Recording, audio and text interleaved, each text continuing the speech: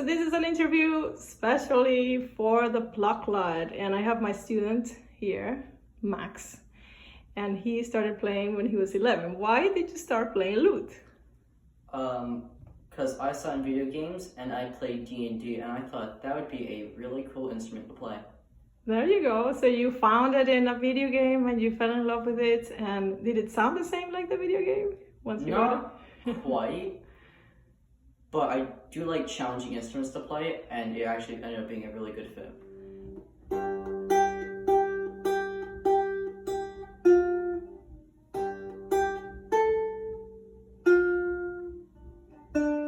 Because you also play bass, right? Mm-hmm. Nice, nice. So show me what you were just doing with your hand, and we're going to talk about what's the difference between plucking a lute and playing a video game. Very nice. So you're using your thumb and middle alternation with the index, which is one of the hardest things to do in the beginning. How is that different when you are managing a video game controller? When you, I found that when I'm using a controller, I'm also moving where my wrist goes and hand goes. Can you show me with your hands how would you do that with a video game controller? Like if I moving my mouse like this at the same time Yeah. to a specific spot, but it's generally the same fingers that I also have to move. Okay. So you've been playing for a while, and what do you like about the lute the most?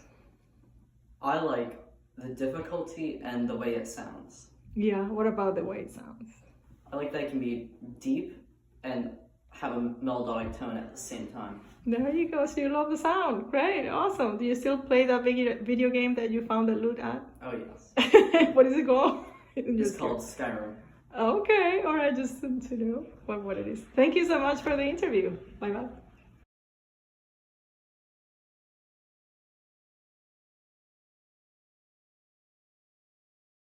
Pluck Lot. Wow, that was a powerful pluck lot. This is a powerful lot of pluckers. Pluck Lot. Wow, that almost sounded like a French.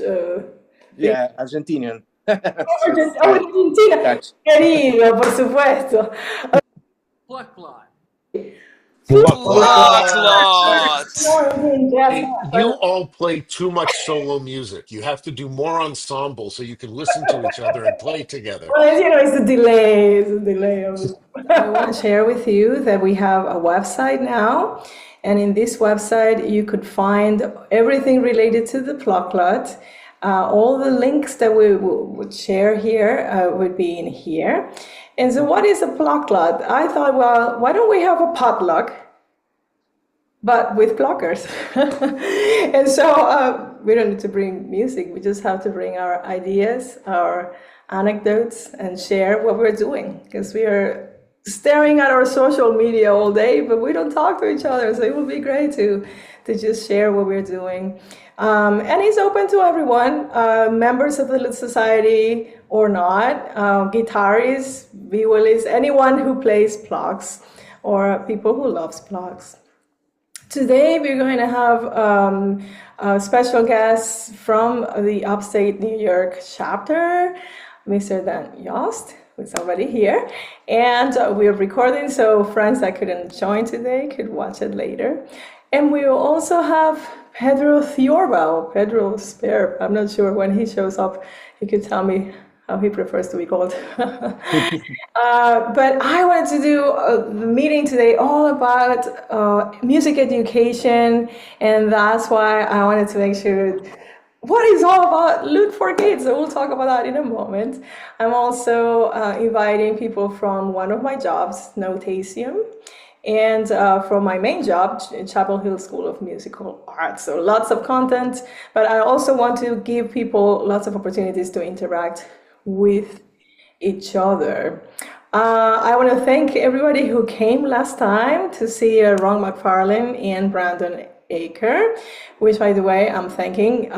This Zoom channel and this camera that I'm using is courtesy of Arpeggiato by Brandon Aker. For all things that got blocked. Check out what else we have in our website. I'm making a gallery where you could submit to my email or the website. I'm enabling that soon. Pictures of broken lutes. So our gallery has all sorts of things going on in there. I'm doing, some of them. Let's see, Brandon shared some of his pictures of situations where his lutes were broken and repaired. Maybe Dan Yost could comment about this later. Today I'm starting one, with lutes or plucks and kids. Here are some pictures of my kid attempting to play the Venezuelan cuatro and singing. And then here's me at 7 playing cuatro for Mother's Day breakfast. So submit yours. Maybe you have pictures with your kids. And I'm also starting one with lutes with pets. Brad Rice already sent his with a very vicious cat inside of his loot case. All right, and Pedro Thiorba is here. Should I call you Pedro Thiorba or Tiorba, or what would you prefer for me to call you? Oh yeah, that's funny. In Brazil, I'm originally from Brazil, South America. So mostly nobody knew the Tiorbo back in the day. So when I used to be playing Tiorba all around, and then they start calling me Pedro Tiorba. And we say Tiorba exactly as in Italian. We say that in Brazil. Right. That's interesting. Welcome. And I know it seems that we don't have too many guests today, but we have wonderful guest, Dan Shoskins. Where are you right now, Dan? Because I know you're traveling all the time. I'm in Cleveland, Ohio, back home. Yeah, Okay. unfortunately or fortunately, this latest job has me on the road about a third of the time with a lot of international travel. So it's been hard Nice. to sign into things like this. Well, thank you for joining us. And Lauren is here. Hi, Lauren. Where are you in the world today? I'm in Nashville. I've actually got a couple people who are trying to get in, so some of the links aren't working. I guess because they said the date or something was wrong. Like I tried 2 links, and what I ended up actually doing was manually putting in the meeting ID and password. So we may have a smaller number today because I've already had like a couple people say, "Hey, how do I get in?" So you could ask me to read, French tablature, even German tablature on a good day. But doing not to doing deal with text computers on Zoom. All right, let's get right on to what we're doing. And I think that so Dan Yost is here. Where are you, Dan? Let's do some more. All right, how are you? All right. Where are you joining from? I am the Renaissance man. You're a Renaissance man. Yeah. Technology is not my skill.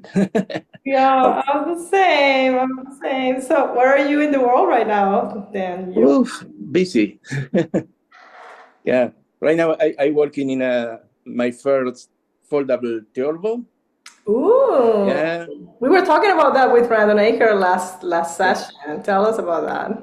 Yeah, it's nice. The good news is I sell the instrument before that I make a publicity in the web, so it's sold. Great, and we see some more people joining. I know there's been some tech problems. My former student August is there. Hi, August. Where are you joining from? I'm actually at a full armored combat tourney today, so I'm just full armored combat trainee. I love you guys. You're all amazing. Yeah, it's an all-female league of fully armored people hitting each other with swords, and it's a lot of fun. It's kind of crazy. Wow, that's I didn't know that. Hopefully you brought the Theorbo then. No. The instrument of mass destruction. Yeah. It'd be the only one that would be safe. So Pedro Thiorba and Dan Yost are gonna tell us very soon about what are they doing with this program. It sounds fantastic. I wanted to know everything about Loot for Kids, and so as I'm showing these websites in here, would you please, either of you, maybe Pedro, want to tell me, how did you come up with this idea of doing a workshop for kids? Tell us about it. Sure. Thanks for having us. It's an honor for us to be like presenting about ourselves. We feel really flattered. Thank you so much. This all really started with Professor Paul Odette's talk at the Lute Fest, where he said the discussion was more about general where we are all going as lutenists and the lute in the USA, more specifically. And then he mentioned the program that is being done in France to have the kids educated earlier than it is too late for all of us, I believe, classical guitarists. Throw a rock if you are not, but most likely all of us are in some sort of guitar, and then we get really used to the guitar technique. And I talk more specifically right hand technique, which is quite different. So Professor Odette mentioned that we should start getting the younger generation into this, or we will not see a future, right? So at that moment, okay, we need maybe to have instruments for the kids because the lute can be a quite cumbersome or complicated instrument to either hold it or to string it or to tune it or to fret it. So you name it. I believe someone just mentioned, oh, so we need a luthier, right? And that's when I popped out of my just passively listening, and I texted Daniel, and I say, Daniel, come here and say yes. Yes. that's the joke. So because then he came in, and then I said, I think Daniel would make the instruments. And I had not even asked him about it yet, but I knew he would love to do it, as he probably will not lie me on this, and we will agree that we like to do this. Indeed, this is an extension of my private teaching, working as either the lute or historical guitars, as I teach in Eastman and the Eastman Community School. So I'm been dealing with this population of young adults and kids, mostly with guitar. So was just literally, if I have a lute, I will bring it, and that's where this all came from. Daniel said yes, he would make the prototypes. That is plucking amazing. Oh, pardon my French step. No, I just saw the thing and I said, oh my God, it's just great because they are tiny lutes, tiny guitars, and I even saw a theorbo that was smaller for them to try. And then you could have like, I see that you've gone to different libraries and you've done some programs for them to have access to these instruments. That is fantastic. So tell me, Dan, Yost, sorry, I'm making sure that I say people's names correctly because, so how did you come about, like, tell us about your experience creating these tiny lutes. I want to know all about it. Okay, it's a long history because I have a 30-year-old as a teacher, music teacher in my country, in Argentina. Okay, choir conductor too. Luthier born like a hobby, but it's a hobby to apply the instrument with my choirs. So it's a kind of experiment. But education and lutherie is my two column. And that idea, the lute for kids, is the point that my two principal skills join in one. Yes. Year ago, maybe 7 or 8 years, when I came with USA, I started a project that the name is Lutherie for Kids. So I teach Lutherie for kids. And in that project, I start to design, investigate, and adapt special instruments for kids. So for me, it's an history that starts 8 years ago. So when Paul Odette said in Lost Fest, okay, the idea was look for kids, immediately I say, I'm here. Because it's my best opportunity to put together all my skills. Well, that is a beautiful endeavor, and I applaud you both for doing all of this. I hope everybody takes advantage of going to our Pluck Lot website and checking out their websites themselves, and just going into detail what they're doing with both the educational program and building these instruments. Pedro, can you talk a little bit about the music that you're having the kids play? Sure. That's a very tricky question, as I put a lot of effort in this, and I end up that we are not quite in a format of a program where the kids will end up actually playing something unless they already play, because we are a one night only type of event. I call it a pop-up workshop, or which is that's shared 50-50 with being just an expo, where as you can see there in that picture right there, it was just an expo where there are other people. That was in California, a community festival especially for families and children. So I'm not necessarily having nobody playing unless they come to the stand and pick up the instrument. And I have the books right there. You barely can see them. Yeah, that was one of the. I bring the instruments to my students. That's one of my students from one of the homeschool groups. So homeschool are one big target audience. A library, homeschool, everything that have children's activities already ongoing. We can just really do a special event for those institutions that are already collecting the children. So I myself, I am not recruiting the children to be anywhere.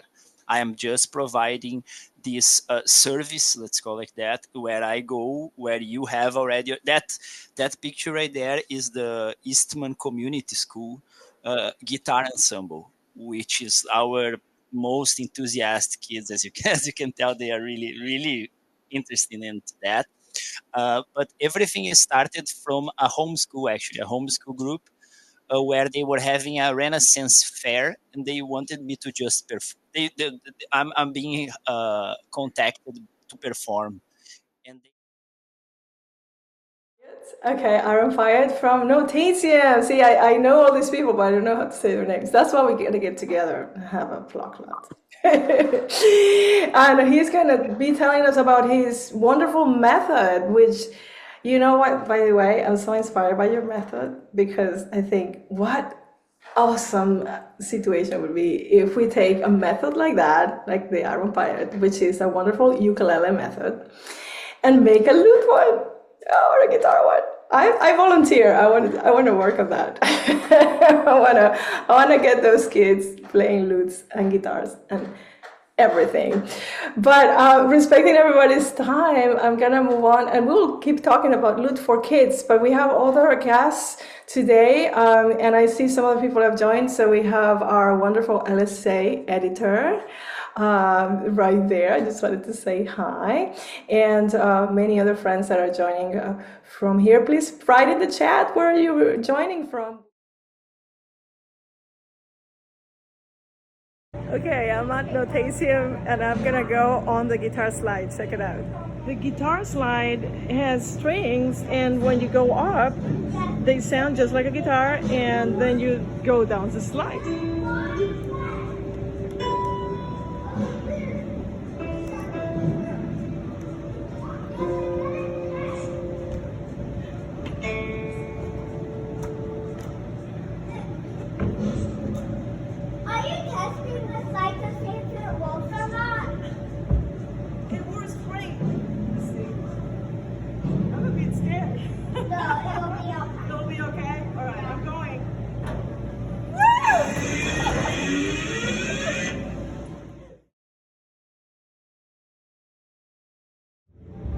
these things that you could play with, and you move the music notes for the music score.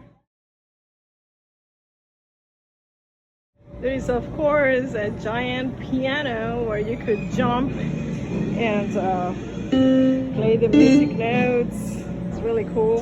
We also have a stage where kids could pretend to have a concert, or you actually have concerts here too. On your method, what is so unique about your method? Tell us what is so unique about your method. Yeah. Can you guys hear me all right? Cool. Yeah, so when I started teaching young kids years ago on the ukulele and guitar, I was just having a tricky time because I didn't like any of the beginner methods that they had for kids, because a lot of them seemed like they moved way too fast. A lot of them seemed like they were for beginner adults.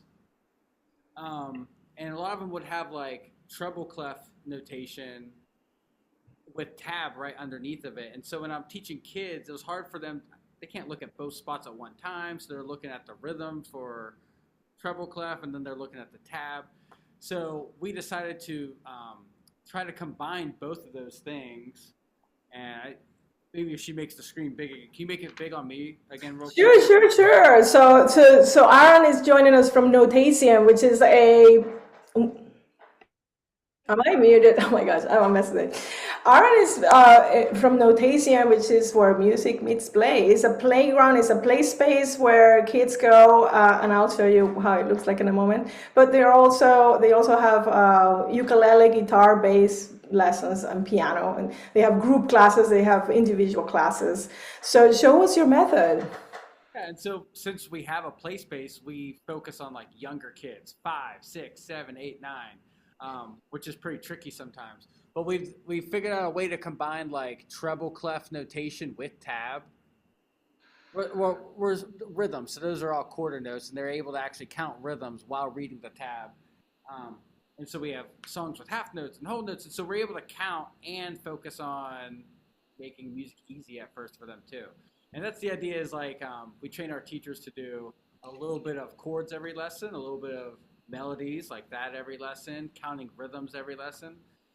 And another unique part is that at the end of every lesson, we spend like 5 minutes getting the kids to jam or improvise. We call it jamming, but improvising. And the idea behind that is like, that's how anyone learns how to compose anything. They improvise it. That has really made a difference in my lesson. I'm applying that in every single job. Don't tell anyone. I just, when I went there and you were showing me how you do your structure of your lesson, it's made a difference. Because we only concentrate on content, learn this, do this. And these kids are all day receiving directions of what to do. But to have the space to just jam, just to be kids with a piano, even if you're just using your fingers like this, with a ukulele, even if you're just going up and down like this, to have the moment to create and to just improvise, it's like a wonderful idea. Yeah. The whole point is just to get to play rather than... You're exactly right. Rather than me telling you what to play, giving them, hey, use these frets, use open, 2, 3, 5, and then the teacher plays some chords that make it sound good, and then all of a sudden, that's the favorite part of like when parents watch lessons, they go, oh my gosh, my kid's just making up stuff, and yeah, it's really, really magical when you do it like that. Yeah, and I really like that you offer group classes for any instruments. I think mostly pianos and ukuleles, right? And then you have the classes for 4-year-olds and even babies, and they get to do music, jump around and do different things. It's just great. This is a Notasium website, and if you're ever visiting Durham, North Carolina, or Cary, North Carolina, and if you're visiting with your family or you want to share this with your family, come and check it out. It's just really cool. A play space where you could make music and take classes. I think I invited you because I wanna merge this gap of like when my guitarist friend says, "Oh, you're a lute player now." Like, is this like that's a different universe? I don't know. Oh, you cut your nails. You're like, oh. Like, did I do something bad? Why can't I do both? And so I want to have a platform where we could all get together, lute players, guitarists, who cares, nails, no nails, or ukuleles, and I think we could benefit from your ideas. I think that's a wonderful method. You have one for piano, you have one for ukuleles, and one for guitars. And the way you structure them is, again, it's very gradual. You go, here's this, your purple finger plays here, and now you're going to just have fun with that, right? It's just very, very simple, but in a way, it's putting all the foundations of what we need for the instruments. So does anyone want to ask questions to Notasium's teacher extraordinaire, Aaron Pyatt? Do you teach the kids solfege? And if you do, what type? Yeah, I don't, not necessarily for ukulele or guitar necessarily, but we do general music classes for kids 4, 5, and 6, and we do actually do some solfege. I could demonstrate. I wasn't planning on singing for you guys, but I could do this real quick. Singing is not my strong suit, but in this classroom, this is how we do solfege for 5, 6, and 7-year-olds. I did not come up with this. I stole this idea, or I got this idea from a mentor of mine. So instead of the hand position, because for kids that's hard to follow the hand position stuff, Yeah. Big difference. So we do body solfege. That's why I keep backing this up so you can see my whole body. I'll do it with you, Aaron. I'll get to do it. Everybody can do it.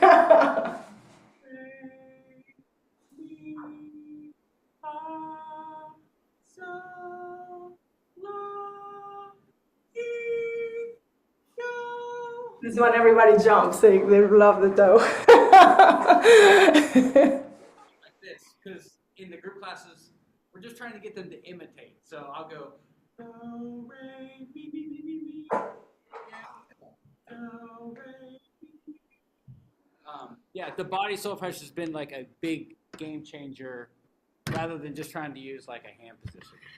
And I wonder how that could be translated to doing it with a plucked instrument, right? And you do some things like that, and then more than that, ask the little tiny lutes to do things like that. That would be really cool. And, have you gone down the slide? How many times? I don't go down on purpose. I have to usually rescue a kid who's stuck up at the slide. Anyway, well, thank you, Aaron, for joining us. Please stick around if anyone wants to ask questions about what they do and how they do it. I think it's brilliant to think. Well, I used to take my kid to the Durham one, and I thought it was fantastic to do the piano on the floor, and then there's a whole room where there are pots and pans and you just go at it, or the karaoke one is my favorite because I could just sing out all the Disney songs. Anyway, can you imagine if you create something like that for early music? Like, tell people at Boston Early Music Festival. Let's do that. They do have a scavenger hunt on that Sunday at the Boston Early Music Festival, and I think they show the instruments and so on. Nancy, are we going to have a booth at the Early Music Festival? No. Oh, no. Tell me something. I'll make it happen. I want to be there. Booths are really expensive. What is that? The booths are really expensive, and the few times we did it, we didn't get much out of it. So we're going to have a booth at Guitar Foundation of America this time. Ooh, where is it going to be this year? Louisville, I think. Louisville, Kentucky? Sorry, my geography is terrible. Kentucky? Yeah. Okay, all right, maybe a good drive.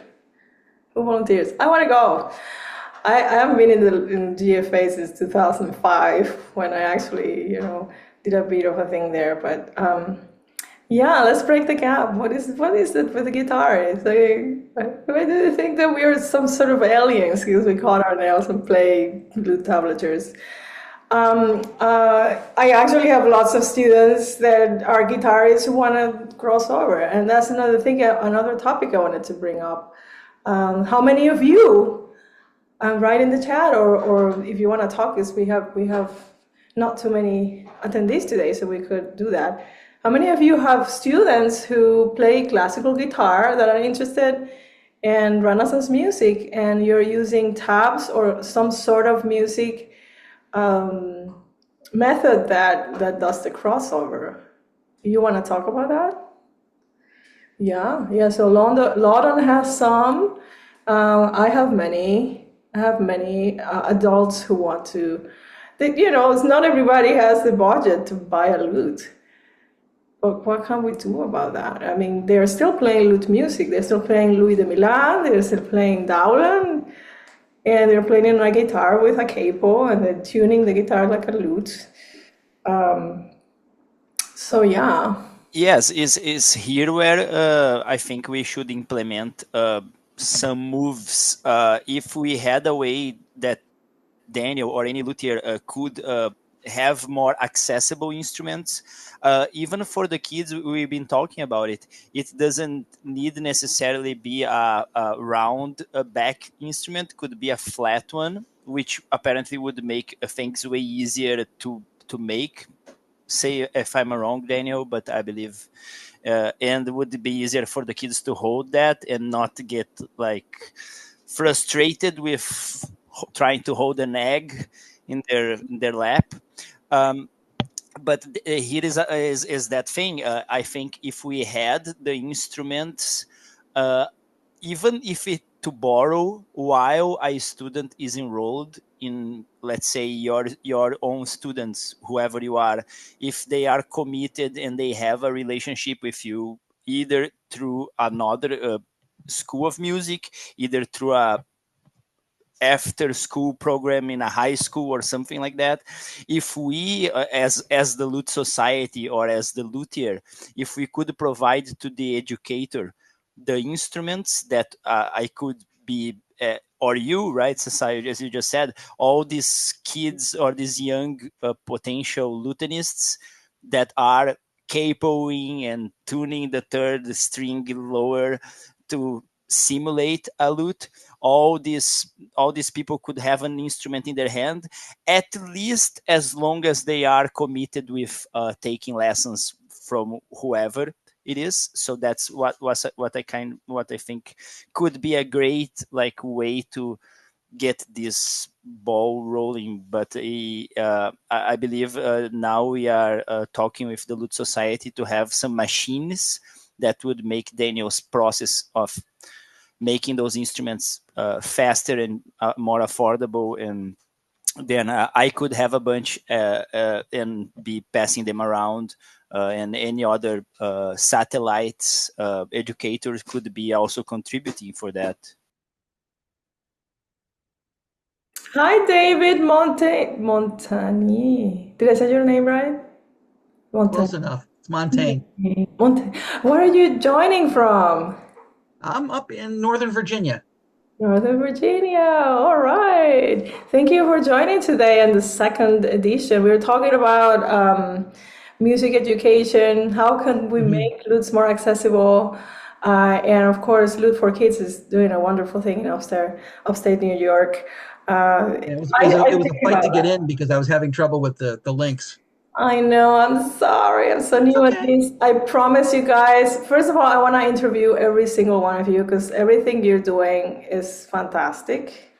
I have so many things I want to do with this show, and I want to know everything you're doing. So please email me or post things right here in the chat. What are you doing these days? Do you have a concert coming up? Do you have, I don't know, what do you think about music education and lutes? I don't know, whatever you want to say. Also, visit our website. Oh, hi, Christopher Stetson. I'm seeing you again. All right. So just tell me what you think. We want to continue creating all the avenues for communicating with all lute players across the US and the world. Anyway, and then making the kids to play these instruments, even if they start on a ukulele, with programs like Notasium and Aaron Pyatt with his wonderful, colorful methods. You know, I love the colors in these methods. And then you do something like that. You take these books to the places that Lute for Kids are doing, with luthiers all over the US making this happen. It's just great. I think we could have a wonderful renovation of all sorts of the lute world. Salome, I put right there all the different links. Sorry, Lauren, you said something. no, it was Daniel. Dan. Oh yeah, I wanted Dan, to tell me about that. raise one point, which I Oh, Dan, know just really please. hasn't been done with the kids. As you know, I've kind of been immersing myself over the last year and a half in not the pluck, but the plek, the medieval instruments that are played with plectrum. And a couple things come to mind, especially for children and adolescents. First of all, the instruments are smaller. The gittern is much smaller, much easier to hold with a short string length, and it's tuned in an open tuning with drones. So if you just strum with your pick, and you can use a guitar pick, you don't have to use something fancy. You're making a chord, you're making a sound. And if the beginner is just putting down one finger, two fingers, it sounds great. And you can go from a G chord to a D chord by, again, putting down one finger on one course. So you can do a lot of that improvisation, and it sounds great with an open tuned instrument that's only four or maybe five courses. The other thing that I've really noticed, and again, with medieval lute has just been so underrepresented in North America. It's a big part of the European pedagogy and experience, but very, very few players, and certainly only a handful of professional players in North America. A lot of young people are being drawn to the music through video games.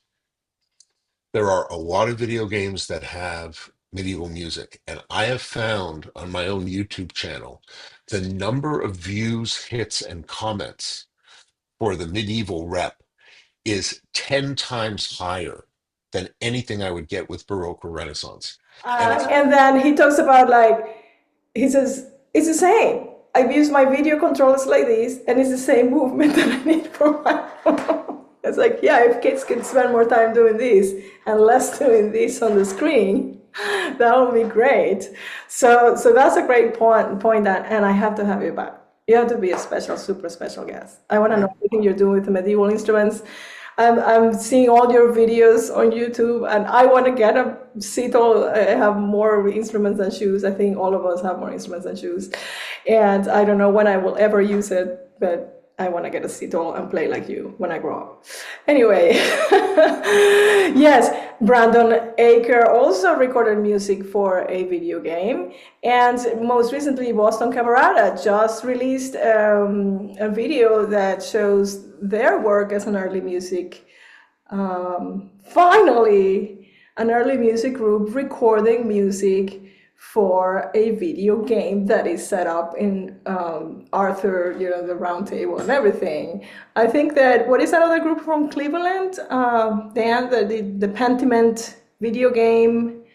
well, I think not Trobar in Cleveland. I think it's Alchemy, who's now in New Alchemy. I know York. there's some of the same personnel. Yep. And then Brian Kay, who is based in the Cleveland area, also recorded some lute music for a video game. So yeah, that is the chip right there. That's the way in for the younger kids. Video games and video games. I have to have you back. But I was opening my Lute Radar. Sorry, I just laugh at my own jokes, which is ridiculous. And I'm like, okay, I'm going to the Boston Early Music Festival. Who else is going to the Boston Early Music Festival? I think that some of you mentioned that. Lute Radar, let's see, here are all the Fringe concerts. I'm going, my whole budget is derailed because I'm like working. I'm gonna ask Aaron, give me more hours so I need to keep working to pay for my performing habits. because I want to go to all these places. So, there is SaSa. Okay, I'm doing a program on John Dowland's, and then when you say, "You doing a program on John Dowland?" Really, Polo Dead is playing a concert the night before. You're nuts. Yeah, because I love it, and I'm gonna do it, and I want to sing it and self-accompanying and everything. And Paul is not singing. And Paul is not singing. And then I also want to feature one of the pieces by London Schuett that is in his wonderful book that was it 2024? What is it that you published this, Lawton? I think it was 22 or 23. Mel Bay did the publication. Right. Yeah, are you doing Caroline's? I'm doing a portion of Caroline's because the program needs to be like 40 minutes or something short. But I wanted to include one of your pieces, and I think I know Caroline. She was the former president of LSA, and Lauren made a piece for her. I need to play this for her. She didn't go to my concert. I was really mad. She got injured. I know. Right. I was going to say that. It's not because she didn't want it. It's because she was injured. I was going, why didn't you come to my concert? I was in a hospital. Oh, I'm so sorry. Anyway. So I wanted to play that song for her because it doesn't get better than that. We are like modern troubadours, so we want to play for this royalty. Anyway, so I'm talking too much about me. I want to say that. Can I add a couple things? Yeah. Oh yes, Nancy, tell us about the editions of the new composers and all of that you're doing in the next. Yeah.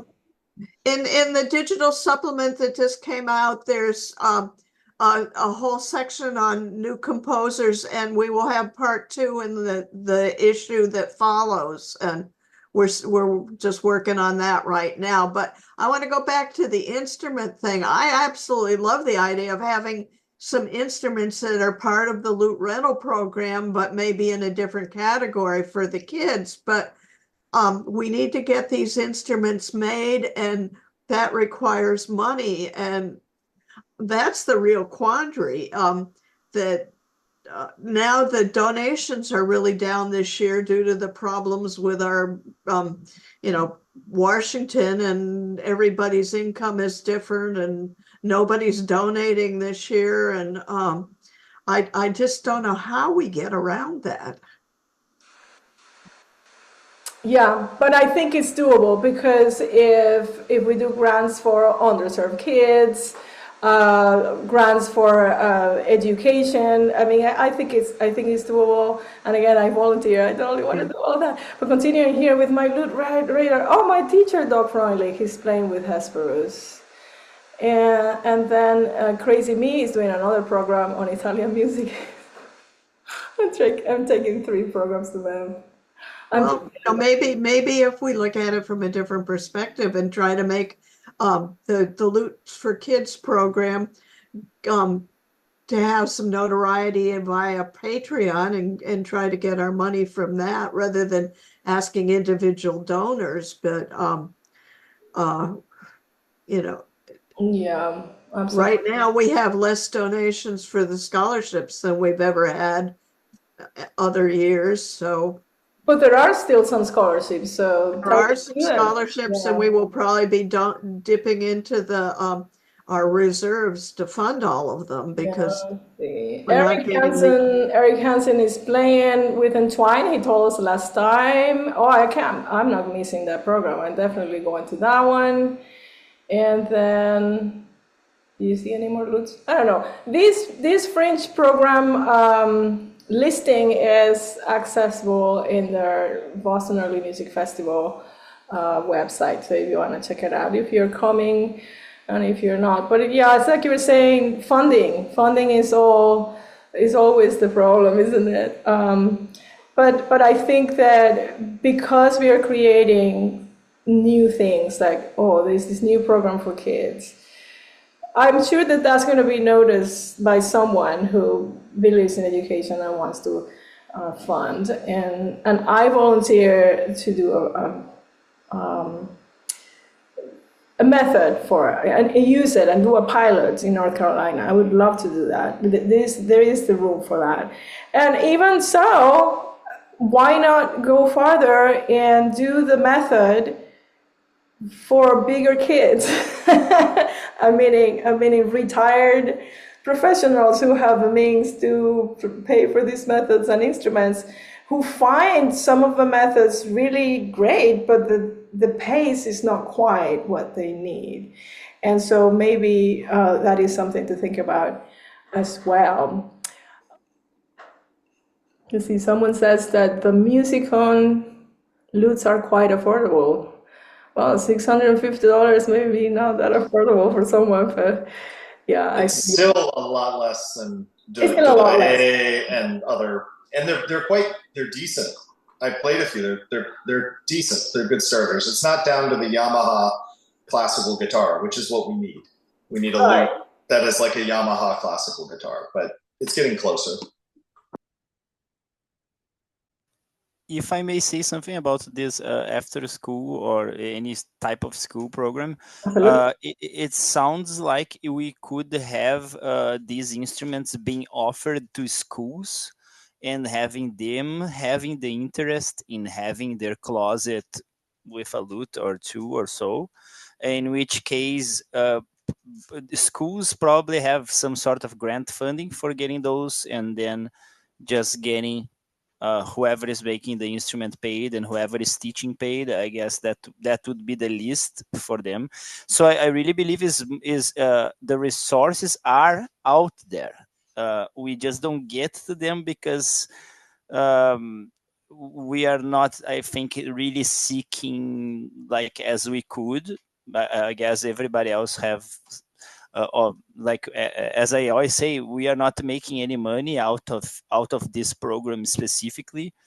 Daniel may get some commissions out of the reputation that we are getting from doing this, but we don't get paid for doing this. So I guess if there was someone that would be willing and would have the time to invest in looking for the opportunities, I believe they are out there. I remember Brandon Hoffman, he mentioned that his high school, I believe, that he teaches, have a bunch of instruments, actually have a theorbo, have a lute in their like closet. So he is able to, in his music teaching, he is able to implement those instruments. And again, I don't see it's not necessarily that a parent needs to buy an instrument for a child where the child may break, the child may not get interested.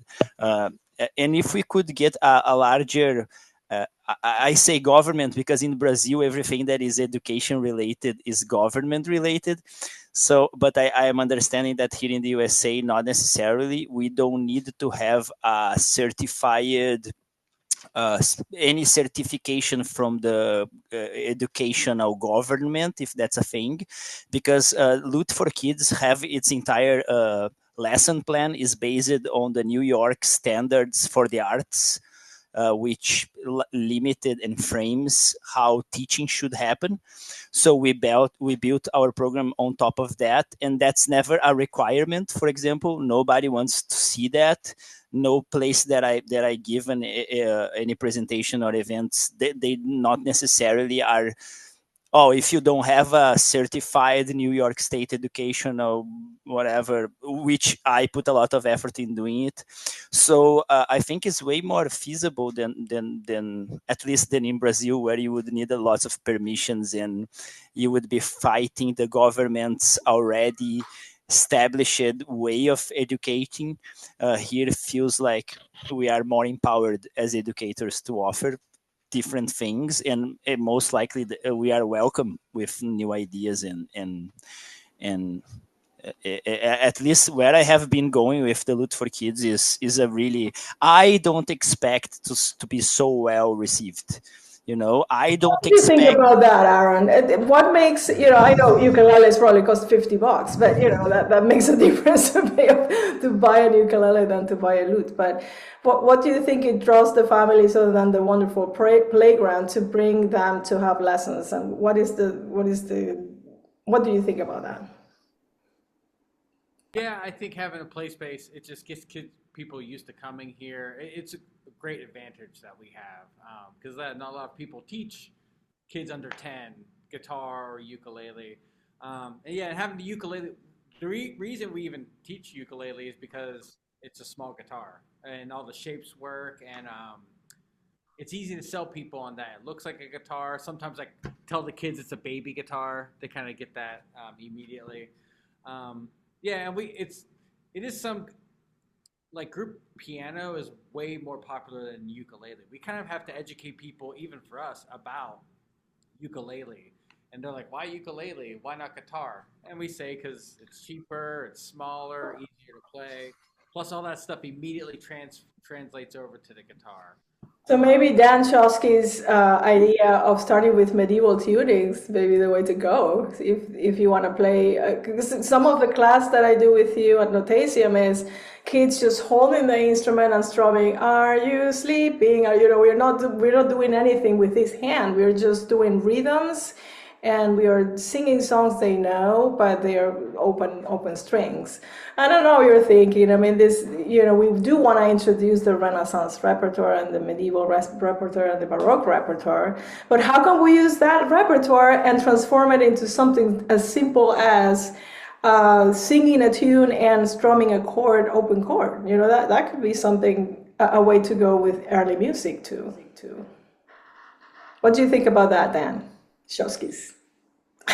Oh, absolutely. And again, I mean, even the standard tuning for a ukulele is the same tuning as a Renaissance guitar. So that can be an entree to there's all the tab music for Renaissance guitar that can simply be played on it. And as a more heavily built, heavily strung instrument, you can change it to a open tuning where, so, I mean, we joke with classical guitar that here, when you hear an E minor 7th, 11th chord, there it is, all the open strings. In order to get a nice chord, you've got to put your fingers down. So the open tunings are a great way to get people just physically interacting with the instrument and making music that sounds pleasing to them. And then why not switch to guitar lele? 6 strings, you tune the 3rd string down, and then you transition into the Renaissance repertoire. It's done. Start what Danny was talking, and then you just move to guitar lele. It's $50 more for 2 extra strings. Yeah, and the Suzuki program does it too. The Suzuki, and when I was working at another organization here, which I'm not sure if I could name it, so I'm not. They just start with cardboard instruments, and they learn the basics of just to hold a violin. And then they as they progress, they get to the instruments in the different sizes. So it's like a gradual introduction to music, and more communal. It's based on El Sistema from Venezuela. I don't know if you're familiar with that, Pedro. It's the El Sistema from Venezuela, which is based to it's now USA, and now it's international. Orchestra and orchestral instruments for underserved kids. And I think it's expanded more than just underserved kids. But it was an initiative that it started to get kids out of their homes, the troubled homes, broken homes, drugs, and everything that was happening in the world in there. And so it created community, created a way for them to do classical music and a sense of achievement. So before I show you something else, August, how did you why did you start? Because you are a young person in your 30s, 20s, I don't know. How did you say, okay, I want to play lute? How did you come up with that? I was actually looking for a slide guitar teacher online, and I stumbled onto you, and I watched your introductory video. And years ago, I had thought about playing a lute, and you had just like this magical sparkle and fire in your eyes. And I was like, oh, that's my teacher. I'll learn from her. What do I most want to learn? I guess I'm. Are you saying that we have to all doll up and be very nice online to get students? Does that work for you, Lauren? I don't know. I washed my hair today just for this. Oh my God. Yeah, thank you, because it's not very common to see my student Max. Oh, there's no one that's better than you. Yeah, how is it going? Not for what I'm looking for. It's going really well. we're doing some continuo stuff, and we're doing further into music theory. His name is John Wasserman, and he's Oh, John Wasserman. I was saying the wrong person. Sorry. He's in Spain, right? Yes, Madrid. Cool. And he is very, very, very good. But let me share one more thing. Lute Society of America events. I know. If you haven't registered to the Amherst LA Music Festival yet, Paul Odette is now sadly replacing Xavi. I'm not sure why he's not coming, but it's great to have Paul Odette. So we have all these wonderful teachers, including Mark Rimple, the president of the LSA, who is going to be our guest next time. So join us for our next Pluck Lot. I'll be in Boston doing the Boston Early Music Festival. So after 3 concerts, I may just like you guys talk. I'm so tired. but yes, Mark Rimple is going to be here. Also, Krista Patton, because I thought it's not only for pluckers this way, it's also for pluckers this way. Did I do it right? For harps. And so I'm going to start inviting harps. And I mean, technically, harpsichords are also plucked somehow. And yeah, I don't know, but viols could also be plucked. I don't know, I'm just going to start inviting all sort of people because I think that we could benefit from knowing from each other's societies and starting interacting, not only for education, but for professional means and sharing what we're doing in our lives. Then is the online Lute Fest in July and August. Please join us online. I'm going to be doing the social hour afterwards. I laugh because I never thought I was going to be doing that in my life, but I am. And so the classes are going to be fantastic. Register here in the Lute Society of America website. There are links to all of this in the Pluck Lot website if you need, and some regional events if you happen to be in other parts of the world. The links to the Pluck Lots will be here too if you want to join on June 14th. The topic for next time is going to be Lute Society. What is Mark Rimple doing? How can he lead the Lute Society and still play medieval lutes? I don't know. Pluck Lot. All right, yeah! Action. All right, I'm here at the Chapel Hill School of Musical Arts in Chapel Hill, North Carolina. And here's David Tedeschi. Did I say your name right? Tedeschi. Tedeschi. Yes. All right. So tell me, what is your role in the school, and what instruments do you play? So my role right now is owner and an emailer. I do a lot of emails. Chapel Hill School of Musical Arts offers music instruction for winds, piano, voice, and plucks. My partner Rachel Hall and I just took over the school 9 months ago, so we're still kind of figuring out all the different processes and procedures in terms of the day-to-day operations of the school. And he's very good at it. He's my boss too. Yes, So teach here. I guess so. When I find myself in times of trouble, Mother Mary comes to me, speaking words of wisdom, let it be. And when my hour comes, she is standing right in front of me, speaking words of wisdom, let it be. Let it be, let it be, let it be, let it be. Whisper words of wisdom, let it be.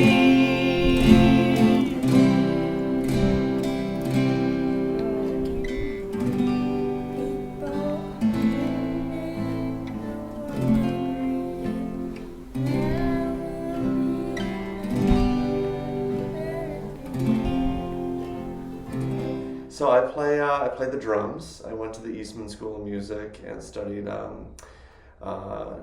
jazz and also classical. I got to study timpani with John Beck, and who's kind of a legendary percussion professor.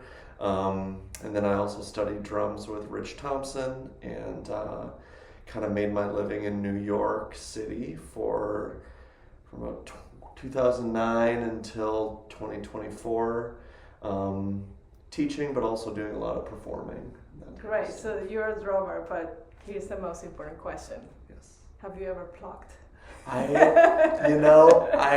haven't plucked. Yeah. One of the instruments offered is guitar. They also offer electric guitars, bass, and ukuleles.